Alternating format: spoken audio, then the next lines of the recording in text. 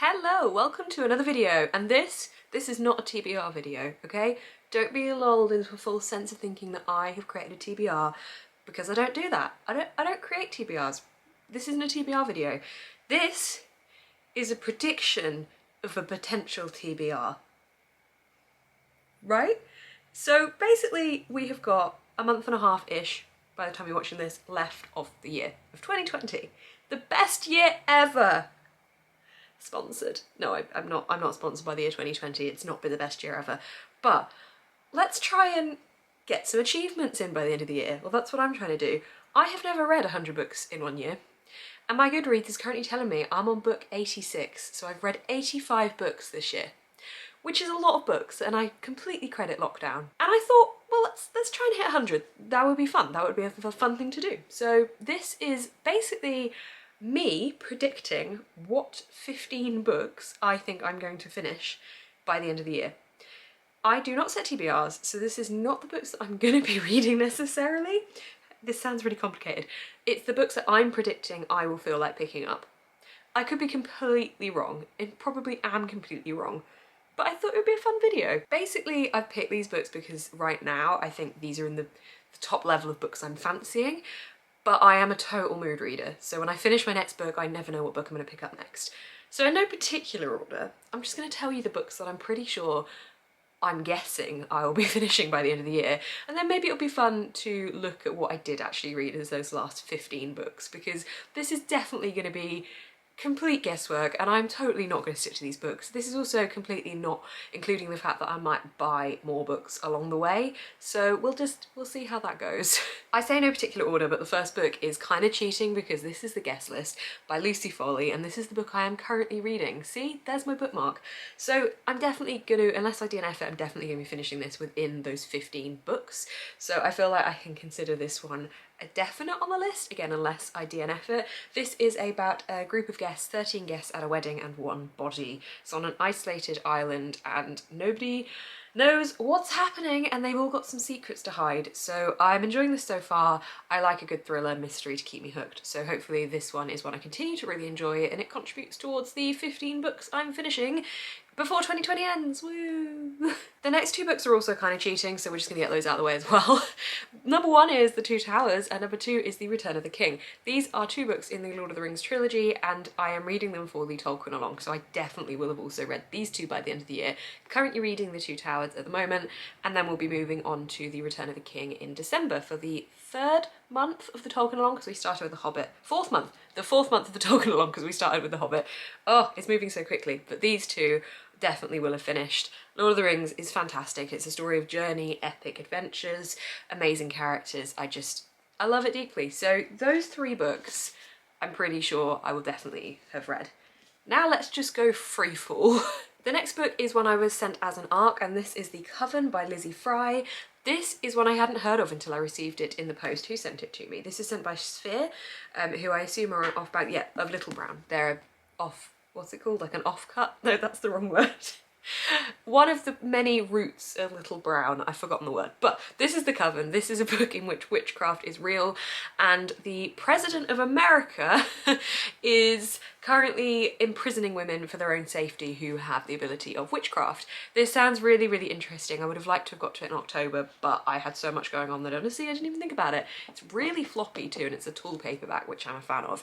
So this one I would really like to think I would get to. When's it actually out? It's out in February next year, so I have a little bit of time if I don't read it by the end of the year. But it definitely sounds quite interesting, it definitely sounds gripping, and it sounds like it's going to be talking about some really important issues merged in with a fantasy setting scenario. Then another thriller, this is The Family Upstairs by Lisa Jewell. This is one that my mum just finished and really recommended to me and told me I had to read. So being a fan of thrillers and mysteries, I picked up a copy. This is about a baby who was found in a house with several dead bodies. I think 7? No, I don't know how many dead bodies. I don't know, why did I think 7? One house, 2 families, 3 bodies. Not 7, 7 would be extreme. But the baby is found with all these dead bodies and nobody knows what the hell happened and how she's still alive. And I guess this follows her as she grows up a bit maybe? Honestly, I don't know, but somebody was looking after the baby and it's like, where did they go? Who are they? I don't really know much about it. The blurb is very brief. It's one of those kind of, ooh, kind of blurbs.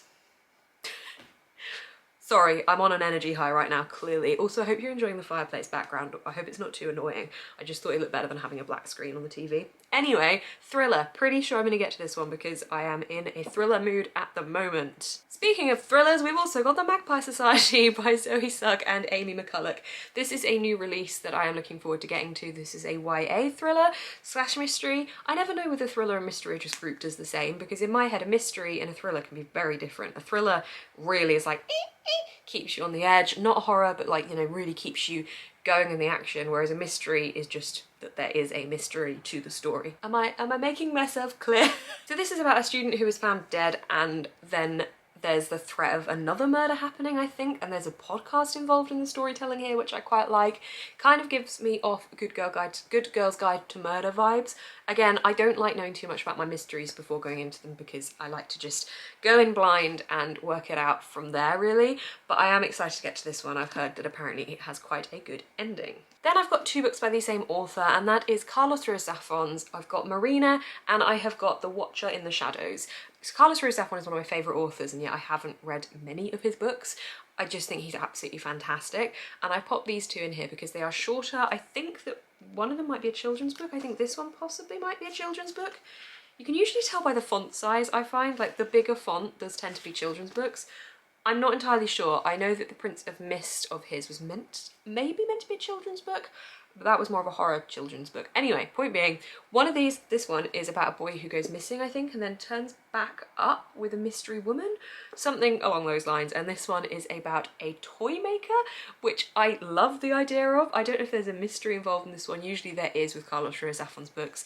Again, you can see I don't know a great deal about these books because I always tend to jump in blind, but I would like to be able to read more of his writing, and these are also very short, so I thought I would throw in some easier, shorter reads within this not a TBR video. And next is another book by Carlos Ruiz Zafón that I couldn't hold up because I only have 2 hands. This is A Shadow of the Wind. This is my favourite book of all time. This is why I love Carlos Ruiz Zafón, but it's been quite a few years since I've read this one, and I would really like to read it again because the rest of the series, I'm going to say recently, I think it was about 3 years ago that the 4th book came out in the series, and I suppose the final book, because unfortunately Carlos Ruiz Zafón has passed away this year, which is incredibly sad. But I would like to be able to continue on with the series to get to that 4th book, because I've read the 1st and the 2nd book, but I want to really refresh my memory with it and have it fresh in my brain. So would really like to give this one a reread, hopefully by the end of the year, because I'm really fancying it, and normally when I get that urge, I read it. Then I've gone for Magic for Liars by Sarah Gailey. I very, very nearly picked this one up to start instead of The Guest List, but I fancied The Guest List a little bit more, so I nearly picked this one up, which is why I put it on this TBR, because clearly my brain is reaching towards this one. This is about a murder that happens in a magic school, and one of the students is kind of brought in with her special skills to be able to try and work out what the hell is going on. Apparently it's really good fun. It's not too long either, and I love the magic school setting, so I'm intrigued to read this one. I think I'm also intrigued because the cover gives very little away, but I feel it's the kind of cover that once you know what the story's about, this cover will make a lot more sense. So I'm excited to try this one, and Victoria Schwab has blurbed it saying it's sharp, elegant, and compulsively readable. So I will try and read this one very soon because I'm fancying picking it up. It's just that The Guest List swayed me over that little teeny weeny bit. Another book that I was sent as well in the mail, this is A Witch in Time by Constance Sawyers. This is another witchy book. This seems to be about a woman who has multiple different lives in multiple different time zones and is maybe reborn each time, and she wants to work out why that's happening to her and to stop the pattern. So I'm quite looking forward to this one because I like the fact that it's got the different time zones going on and the fact that we've got the magic in there as well. This seems right up my street, and I don't really know why I've not read it yet. Also, how cool is the cover? I kind of want to read this one now. I actually forgot about this one even though I only received it a couple of months ago. It was on my shelf at the top and I was looking for books for this video and I was like, that one, I really want to read that one. So definitely this one. Oh, before I forget, one of the books isn't actually a book I own yet. It's arriving today, but I will put a picture up here. But that is, I think it's called Letters for Father Christmas or Letters from Father Christmas, and it's by J.R.R. Tolkien. And this is a compilation of letters he wrote to Father Christmas and that he's put into publication, or maybe his son published it. I'm not sure whether it was him or his son publishing it, but it looks like it's a really sweet, heartwarming book compilation of letters, and I just love seeing more about Tolkien as a person. It's really weird saying Tolkien. I've recently learned that it's not Tolkien, it's Tolkien, but it's just, I'm trying to retrain my brain there because I've always thought it was Tolkien. it's not. It's Tolkien, which makes more sense with the spelling. Anyway, so this is a book that I would like to get to around the Christmas period because I don't often read strictly Christmassy books, so I thought it would be quite nice to read this one. Next up is Frozen Tides by Morgan Rhodes. This is book 4 in the Fallen Kingdom series. I have been loving that series so much this year. It is a kind of Game of Thrones-esque, but a lot less heavy, with a lot less, like, different webs. Like, there's a lot going on, but it is way easier to follow, I find, and less daunting, certainly.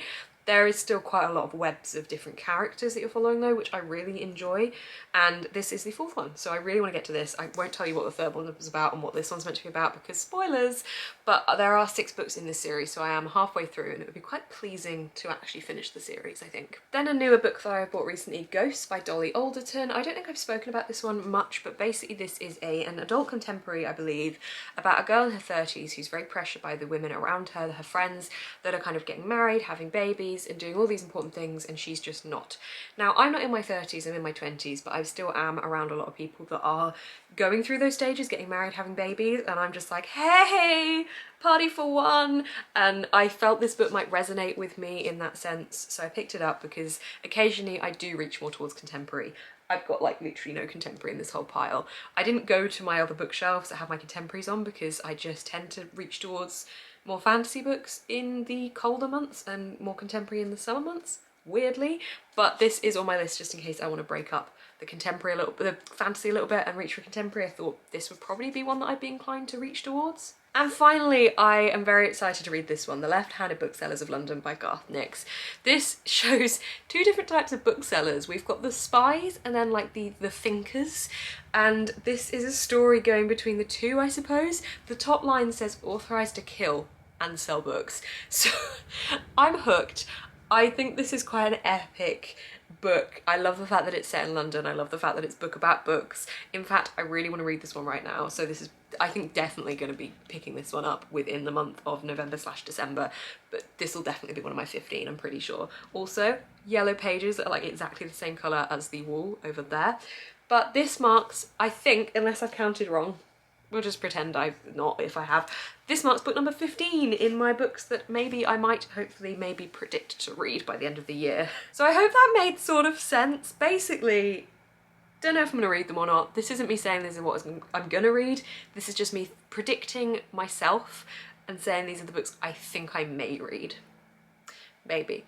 Hopefully. Hopefully that made sense. If not, there's a bunch of recommendations that I've not read yet apart from The Shadow of the Wind, and maybe you would enjoy to read. I'm gesturing down there because that's where they are. Yay. Thank you guys for watching this video, this strung together video. I hope you enjoyed it. If you did, please consider giving it a thumbs up or comment down below what books you intend to read or what reading goal you want to hit by the end of the month, year, month, year, month, year. I'm losing the plot. But yes, if you would like to continue to see me lose the plot, or if you'd like to sit on the edge of your seat and wait for me to announce in January if I did actually read these 15 books, which, spoilers, I probably didn't because I'm a mood reader and this is just a prediction, then you can subscribe to see more of my face on your feed. Thank you guys so much for watching. I'm sorry for my gradual descent into this. But keep smiling and do stay positive.